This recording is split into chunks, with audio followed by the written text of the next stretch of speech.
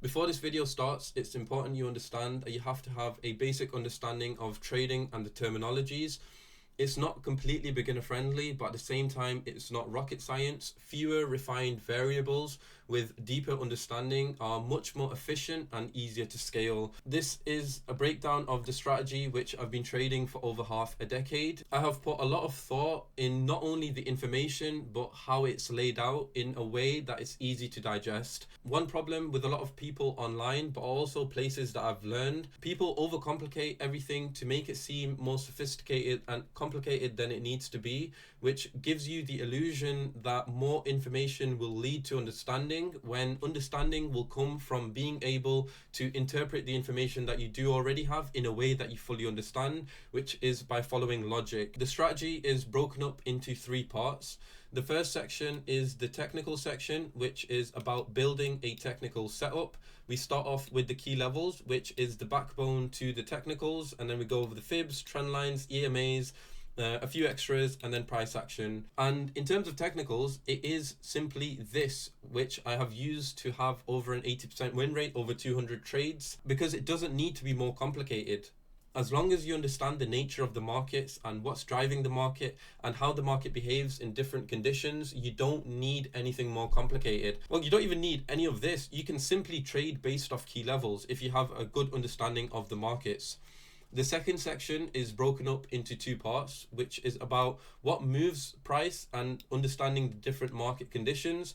We start off with the fundamentals and the fundamental perception, the narrative behind the fundamentals. I then cover the different market conditions, such as risk sentiment, environments, seasons, timing and weekly dynamics, and also flows. And then finally, how to use logic, not only to interpret the information, but for decision making, for analysis, for everything, to then find the best trades in any condition. And then finally, the management and execution section, which is how to execute and manage trades efficiently. So entry and exit models, risk management, trade categorization, data collection, risk to reward, and also journaling, the routine of how to plan, execute, review, and refine, which is the path that you'll take to become a self-sufficient, consistent trader, and also to understand yourself, but also the strategy in more depth. Every single concept that I talk about, I break down what it is and why it works, and also how to use it and common pitfalls.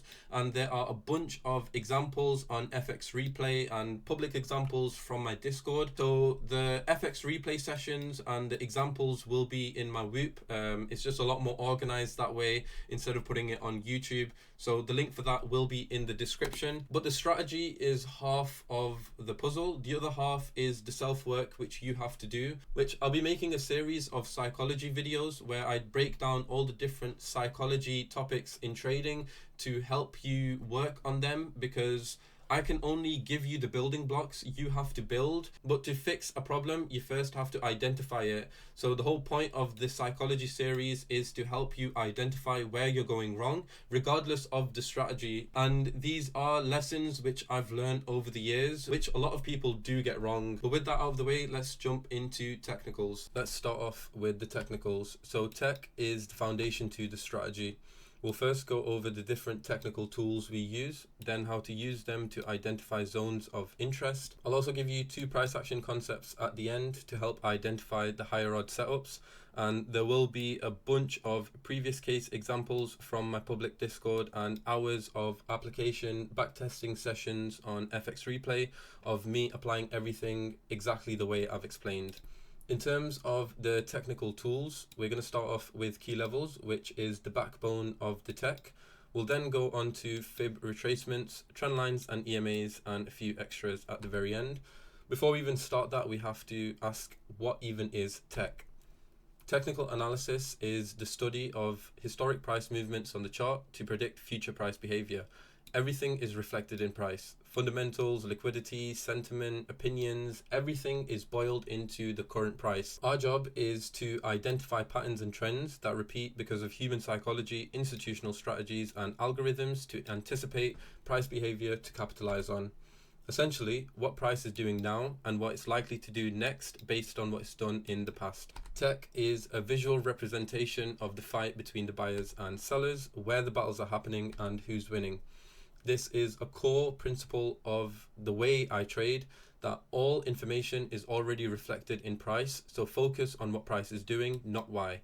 It's very important you understand this because it is one of the biggest silent killers in the industry. A lot of people try and understand the why, which is essentially impossible because there are so many different variables and things pulling at price that you can never know exactly why it's happening. But what you can do is use the information that you already do have with logic to interpret it in a way that you understand. And the reason people look for more information is because they lack understanding. And it makes sense. You will have no confidence, you will fear, you will doubt and overthink because of a lack of understanding. And you can't fully be confident in your setups and risk money on them if you don't fully understand. But this is very important, that the understanding does not come from more information. That typically adds fuel to the fire. It comes from being able to interpret the information that you already have in a way you fully understand. And that is by following logic. Now, logic is something which I'll explain throughout the whole course. I'll explain the logic behind each of the concepts, why it works, and how to use them together. There is also a specific section in conditions and drivers where we use logic to interpret everything. But just keep this in mind as I explain everything. Focus on what price is doing and interpret it logically. And a good example is, why do we use candlesticks instead of looking at the history of the price in a line chart? The reason we use candlesticks is because you can have different time frames. So let's say we're looking at it on the 4-hour. I can gather more information which tells me more about price behavior. Because if this is the 4-hour chart, I know that over here, this is where the 4 hours started. That price may have gone up to here, and this was the range, the wicks, and price ended up closing over here at the end of the 4 hours. And you can also change the different time frames to understand price behavior in different time frames. Let's jump into it, starting with the key levels, which is the strongest technical confluence and also the backbone of the technicals. We'll go over what a key level is, the different types of key levels we use, why they're so important, and most importantly, how to use them. So a key level is a horizontal price or zone where price has shown significant behavior in the past, either reversing, stalling, or breaking through. Think of it as memory of the market left behind from previous trading activity. It represents areas where traders and institutions, even algorithms, are likely to trade. And what I mean by likely to trade, either enter or exit positions, add or offload their current positions. This collective exchange is what causes that pullback. It's very important that you understand the psychology behind this, that the collective behavior of the majority of the market participants will dictate where price will go. It is essentially just basic supply and demand. So when price comes to a key level based off technicals, the last 2 times we had seen downside from this level, and price is seen as relatively expensive, and oftentimes there's more sellers than buyers, and if that is the case, you'll see a pullback. This is because the last 2 times price was here, it has seen downside. So people that are in buys, they will cash some of their positions or in whole, but also people selling, and the collective behavior is what dictates this pullback. Sometimes there are more buyers than sellers, in which case price will breach and push higher. Now this does depend on the conditions and drivers, which is something we'll cover in the next section, but it can happen. And if price does break through, and when it does come back to it, it will act as a break retest, so a potential support. Because of that same logic, people in sells will close some of their positions over here. Some people might be buying in anticipation of more upside. And again, this does depend on conditions and drivers. And in terms of break retest, what I'm going to do is I'll explain some logic on key levels, and then I'll give you a few examples of a few different break retests for you to guesstimate which one is stronger using the logic that you use on key levels. So same for the buy side. If price comes to a level, technically speaking, it is seen as relatively cheap, and oftentimes there are more people buying than selling. And if there are more buyers, price will see a bounce. If the sellers outweigh the buyers, then price will breach the key level and push lower. And again, this does depend on the conditions and drivers, and in which case it can be a potential break retest. The logic behind this is price never goes straight down or straight up, because when price is falling, on the other side of the screen there are traders, institutions, banks, hedge funds holding short positions, and they have millions upon millions of unrealized gains, and they need to cash their positions to take some partials or close their positions entirely. And also people that are buying need to close their positions in losses, adding to the momentum to the opposite side. Because when price is falling, if it comes to a technical level where the last 2 times there has been upside and people are in sells, it would make sense to cash some of their positions in case we saw upside from this level. And that exchange of buying and selling causes a pullback, and depending on the collective behavior of the majority of the participants, it will dictate how big of a pullback that is, and if the overall sellers outweigh the buyers, and again this depends on the driver, then price will continue to push lower. Let's go over the different types of key levels. It is essentially waves inside waves. So on the weekly time frame, you see price pushing one way. It can be upwards or downwards. These are simple examples just to kind of help you understand everything before we go on to the chart. So on the weekly time frame, a weekly level is a start of a trend. It lasts a few weeks to a few months, potentially even a few years. It's over 1,000 pips. So something like this is the most obvious levels that I can see. If price starts pushing higher, this is the weekly level, because the last 2 times price was here, we saw downside, and if it is the weekly time frame, then it's most likely over 1,000 pips. And to be honest, it's not much more complicated than that. It's essentially just the highs and lows on the weekly time frame. And then if you go on to the daily time frame, so the white line is the weekly time frame and the purple is the daily, which is more detailed. And you can do this by looking at candlesticks because it's a lot more detailed. And what you can see is on this weekly push from up here to down here, price pushed lower and then it had a pullback. Then it continued to push lower and then it had a pullback.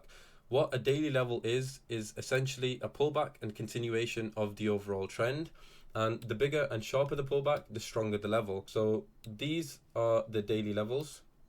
This is a daily level, and the stronger the push the level has indicates more selling pressure. There are also daily levels around here. So from this weekly level, price pushed to here, so this is a daily level, came down to here, this is a daily level, but these are of no interest to us. We simply look at the recent price action because algorithms favor recent price action, and I'll get to it in just a second. And finally, the 4 hour, it's the same concept, wave inside waves. There will be more 4 hour levels within the daily levels, but I'm not gonna plot all of them. It's the exact same principle. It's very important you understand this, but recent price action is king because it reflects the most up-to-date market behavior at the level, and algorithms use this a lot. They look at what price was doing when it was last at that level, but at the same time, the longer it takes to come back to a level, the more orders build up there. Higher time frame is also king because it removes the noise. There's less small moves. It eliminates random price fluctuations, and it's a lot more significant price action, and that is of interest to a larger portion of the market participants.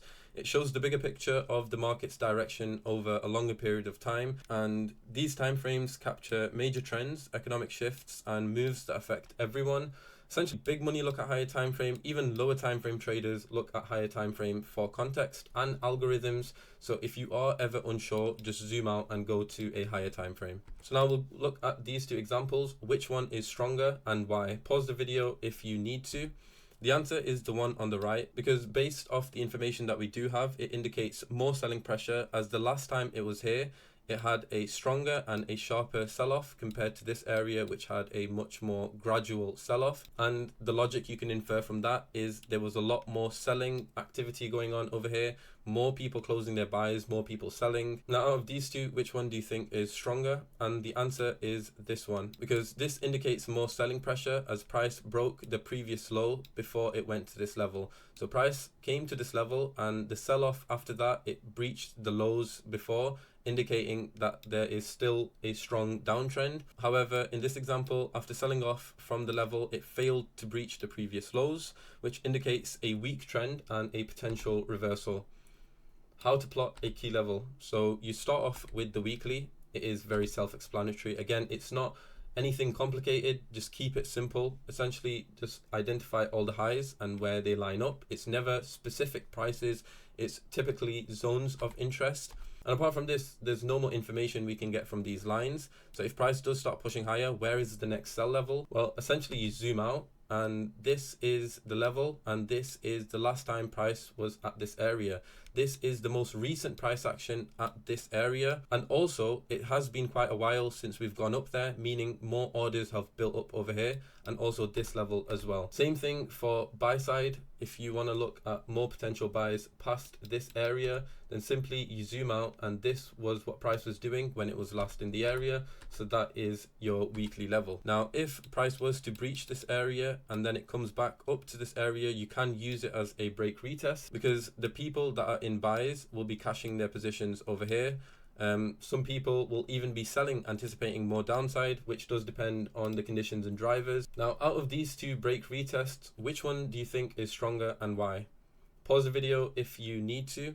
The answer is the one on the right, because based off the information that we do have, as you can see in this example, the last time price came to this level, we saw a bounce before breaking through. However, in this example, there was no bounce. What that means is that there was less people buying and there was more sellers. It indicates more selling pressure, and a break retest where it breaches the zone on the way down is a lot more likely to deliver the move, especially if it's paired with another technical confluence. Now, of these two break retests, which one do you think is stronger and why?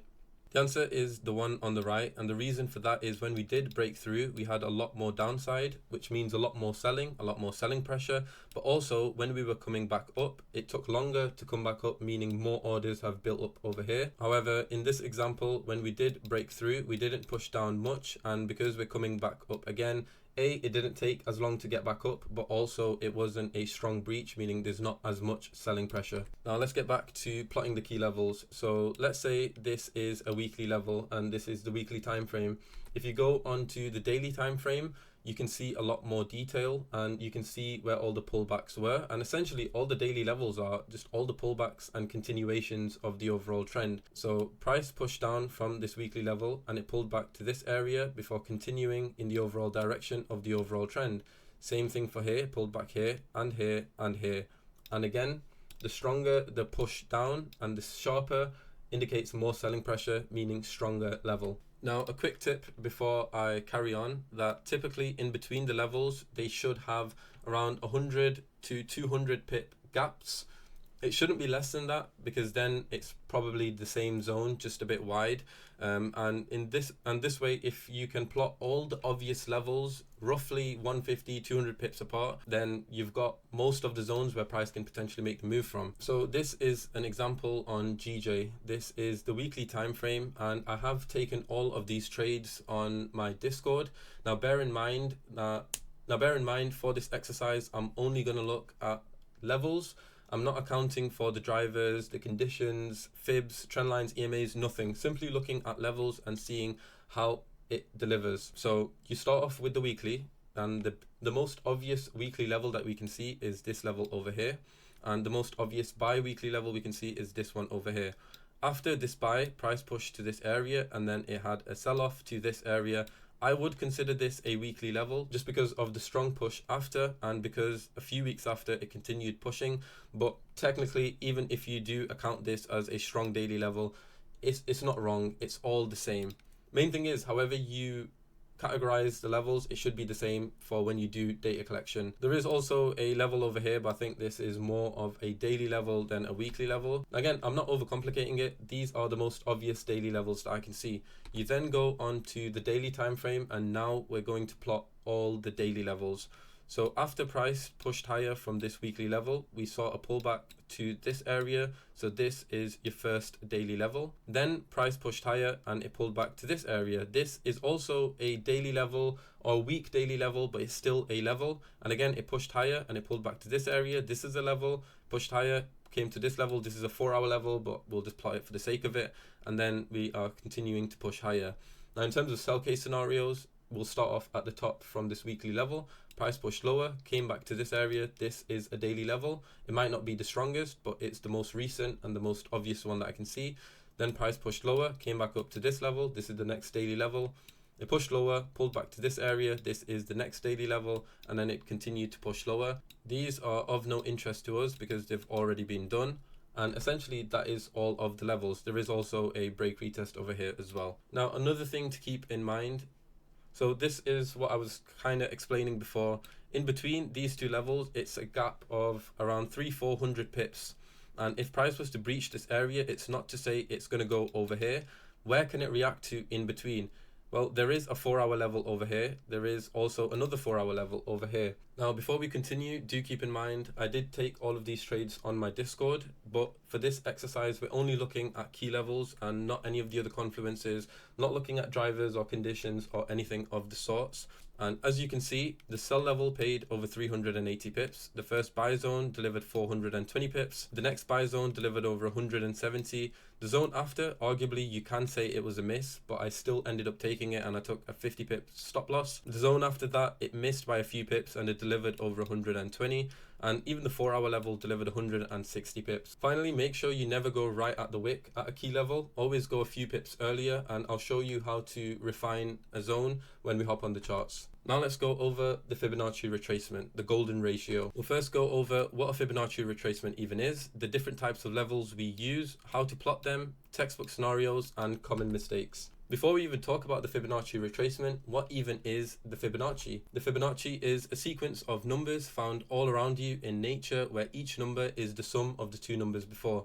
So 0 and 1 is 1, 1 and 1 is 2, 2 and 1 is 3, 2 and 3 is 5, 5 and 3 is 8, 8, 5, 13, and so on. And it goes on forever. It's found in nature, in plants, in animals, in humans, in our DNA. It's within us, it's outside of us. It's the blueprint to nature's design. So why does it work in trading? So the Fibonacci retracement is a technical tool based on the Fib sequence to help identify potential support and resistance levels where price may retrace to continue in the overall direction of the trend. So it is a continuation tool used to find where price may pull back to before it continues in the overall direction of the overall trend. The market is driven by the collective behavior of the participants, most of them being institutions, which mostly use algorithms which are programmed to react to these levels. Fibs also reflect the human psychology, which I'll explain shortly, but that behavior has essentially created self-fulfilling zones to what is now one of the most reliable tools if you use it properly. So just to make it clearer, in an uptrend, we use the Fib to identify zones where price may pull back to before continuing in the overall direction of the trend.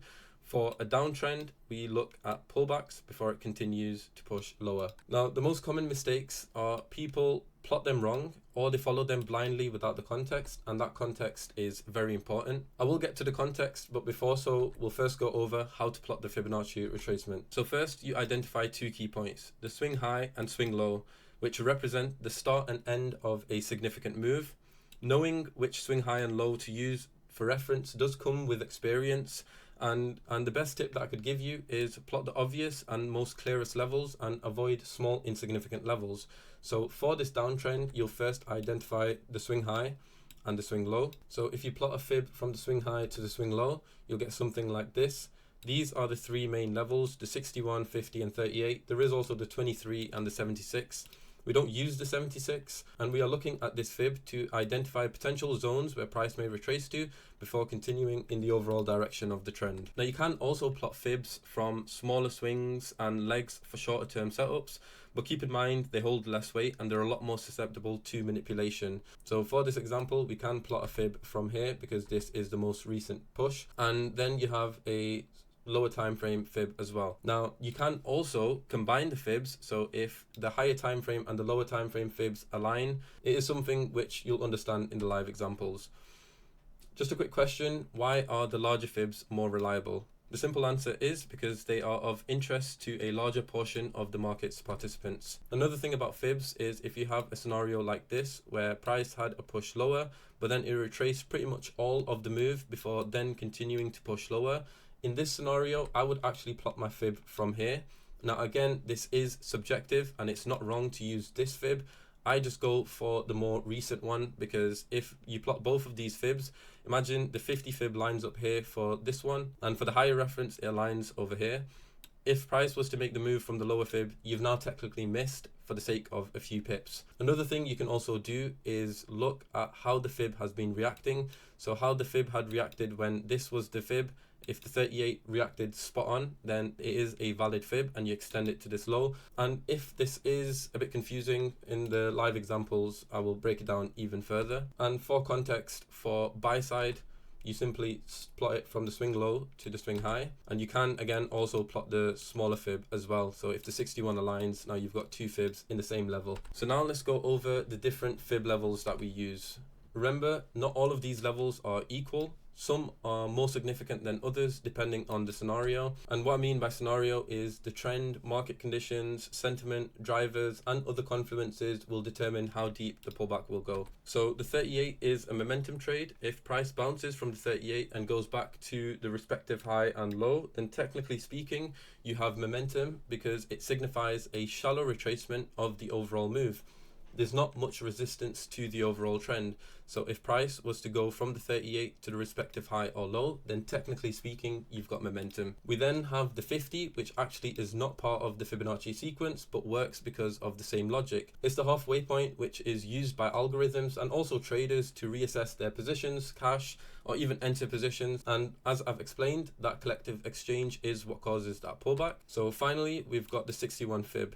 So the 61, think of it as a last line of defense, because if it breaches the 61, most likely you're going to go back to the lows, if not even lower. And if you do start pushing lower, now you potentially have a downtrend, in which case you'll then plot the new fib based on the lows to identify areas where price could pull back and continue in the direction of the overall trend. But if the 61 does work and it goes back to the highs, it can offer some decent returns. We also do have the 23 fib, which we use. It is very aggressive as it's a shallower retracement than even the 38, but we primarily use this for profit taking. So if you have a sell, you cash your positions at the 23. The only way we'd use it as a buy in this scenario is if it was a big 23, and also if a smaller fib also aligned, and if there's more confluences as well. It's just added confluence. Now let's go over the textbook scenarios. Now again, I need to re-emphasize this part, that the trend, market conditions, drivers all dictate how deep a pullback will go. But essentially in a strong uptrend, price will have shallower retracements before buyers step in, and price continues in the overall direction of the trend. And if you have a weaker trend, which again is determined by the conditions and drivers, then price will have a deeper pullback where it might take more significant levels to tip the scale before the buyers step in and price continues to push higher. So before we go on to the textbook scenarios, there is a concept which I talk about price action, where if a zone is breached, the odds of the backup is increased. This is covered towards the end of the section. This does apply for fibs too. So if the 38 is breached, the odds of the 50 delivering is higher. If, let's just say, the 38 delivers and price continues to push lower, you'd want a breach of the 50 to increase the appeal of the 61. Even so, to take the 38, you could want a breach of the 23. So let's go over trend lines or dynamic key levels. We'll go over what a trend line is, why do they work, how to plot them, and common mistakes. A trend line is a straight line on the chart that connects two or more price points showing the direction of the trend. They can help you identify support and resistance, and also it's a visual representation of the market's momentum. Let's say if you have price that's doing this and a steep trend line compared to a trend line like this, the trend line will give you an indication of the momentum of the trend. It's not rocket science, it is just simply lines connecting the highs and lows. But trend lines work because they reflect that collective behavior of the participants. They show where buyers in an uptrend or sellers in a downtrend consistently step in to defend the trend, creating dynamic support and resistances. Higher time frame trend lines filter out the noise, capturing the bigger picture of the trend. And another thing to keep in mind, lower time frame trend lines are used by algorithms in a tech market. And also remember to use trend lines on top of all your current analysis to improve the odds of success in your favor. So for this example, in an uptrend, this is the swing low.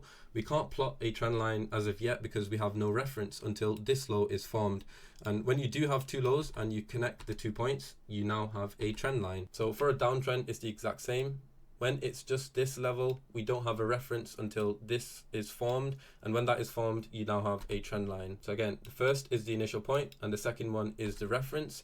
The third touch is the only touch of the trend line we trade. It is the most effective and highest probability. The fourth touch can be used, but it's weaker as the trend line is overused and the trend becomes exhausted. Now, I want you to look at this example and tell me why this third touch is not a valid third touch based off the logic that we've looked at so far. Well, it's because after the second touch, price failed to break these lows, which indicates buying pressure not as much selling pressure, a weaker trend, and the only way the third touch is valid if it breaches this low and then it comes back up to this area. And it would be a stronger second touch if it had a strong reaction off the trend line. Now we'll go over duplicate trend lines or trend channels. So a trend channel or duplicate trend lines is essentially when you have a normal trend line and you duplicate it and you create a trend channel with parallel lines. It helps you identify trend ranges. If it's in the lower end of the channel, it's a good potential buy, and sell for the flip side. A valid channel is where both of the trend lines are respected. That indicates that it is of interest to algorithms. Remember, this is a weak confluence and it's never to be used alone. How you plot a duplicate trend line: if you already have a trend line already, after the initial touch, the opposite swing low or high, you simply just duplicate this trend line so it is of this level. When you do that, you can see that the second touch has also worked, which means that it is a valid trend channel and it is of interest to algorithms. You can also go as far as creating a midpoint, which sometimes that also has a reaction. But essentially, if it is in the bottom section, it is a good potential buy, and if it is in the top section, it's a good potential sell. Now let's go on to moving averages. We'll go over what are moving averages, the ones we use, how to use them, and common mistakes. So the moving average we use is called an exponential moving average, or an EMA for short. It is a type of moving average that gives more weight to recent price data, making it more responsive to current market conditions. The EMA calculates the average price over a set period of time, so 100 days, for example, but it prioritizes the most recent prices, so it reacts faster to price changes compared to other averages. And again, moving averages are used to identify the direction of the trend. They are also used a lot by algorithms, so we do tend to see a lot of price action surrounding the EMAs, especially on the higher time frames. The EMAs we use is the 100 and 200 on the daily or above, and you can also look at the 50, but it isn't as strong. In this example, we've got a 100 daily EMA, and as you can see, this is an average of price. And the way we expect EMAs to react is the same as everything. They are a technical confluence, meaning there is a good chance of profit taking, people buying or selling, essentially that exchange which causes that pullback. So you would expect a pullback. So now we'll plot the 200 daily EMA as well, which is a bit smoother. So when the EMAs switch over, it indicates a trend change. So if the smaller EMA is above, you are bullish. If it's below, you are bearish. And when they are far apart from each other, it shows momentum, but it also means that price often becomes overextended based on the concept of mean reversion. Now, this does depend on the fundamental driver. So something like gold over the past year, it's not really coming back to the EMAs because of the fundamental driver. And typically you see price get pulled back to the EMAs, which act as a dynamic support and resistance. Now, that concept of price action applies for this as well. If the first EMA is breached, the odds of the second delivering is higher. In a nutshell, that is all of the main confluences I use. I'll now show you how to combine those confluences and find zones of interests, which if you look at my charts, you see a bunch of these boxes. Essentially what these boxes are, it's just all of the confluences in a zone. So a zone of interest is a specific area on the chart where multiple technical confluences align, creating higher probability area for price to make the move. Essentially, different technical factors agree on profit taking in a certain area. Now, remember, we don't wait for candlesticks, we prepare in advance. So in a sell case scenario, if price is coming up to your zone of interest, the zone will start at the first confluence and end at the last confluence. And the reason we do this is because then you can have cleaner charts without a bunch of fibs and stuff drawn all over. But also, you know that price can make the move as soon as it touches the box, in between the box, or it might push to the last confluence before making the move. If not, it breaches the zone. And for buy case scenario, it starts with the first confluence, ends with the last one, and all the other confluences are within the zone. So how do you plot a zone of interest? You always start off with the key levels. And with the key levels, it's the same systematic process. You start off with the weekly levels. This is a weekly level, and so is this. Then you plot all the daily levels, or even if this is weekly, it's the exact same process. You plot all your levels. There is also a break retest over here. Once you've plotted all the levels, you'll then plot the fib. So you plot the biggest fib from here, and you also plot the more recent fib. And once you've got the fibs as well, you then can add any other relevant confluences such as trend lines or EMAs. So once you have all the relevant tech laid out, you will draw boxes which accounts for zones where there are multiple confluences, indicating that there is likely to be profit taken in this area. This area, we've got the big 61 and a key level, and also this key level right behind it with this potential EMA. For this area, we've got the big 38, smaller 61, key level break retest. So then you get rid of all the fibs and things which are static confluences, and you just have these boxes with annotations of what the confluences are. In a nutshell, that is exactly how I find all my zones. It's not rocket science. There's no hidden strategy. It is as simple as that. Now you have all the zones of interest. I will give you 2 price action concepts which you can use to find the higher odd setups. But before we even do that, what even is price action? Price action is the study of price behavior to determine the story that price is telling us about what is happening. By using logic and the context, we can identify scenarios where the majority of the participants are likely to behave in a predictable way. Now, this is an example, and we will cover this in more depth in the next section in conditions and drivers. But essentially, an example is if price has been bullish all day, towards the end of the session, which is the context, it comes to a technical sell level. On the other side of the screen, you know that there is multiple millions of unrealized gains who have bought in earlier. Logically, it makes sense for them to cash their positions and secure some gains, as it's at a technical sell level, and also it is end of session. Now we will cover this in more depth in the next section. This was just to illustrate how we use logic and the context to read price action. So the first concept I'm going to talk about is a breach of a zone. That if price breaches a zone, the odds of the backup delivering is higher. And it's very important that you understand the market psychology behind this. Think of what hedge fund managers, fund traders, institutions are likely to do.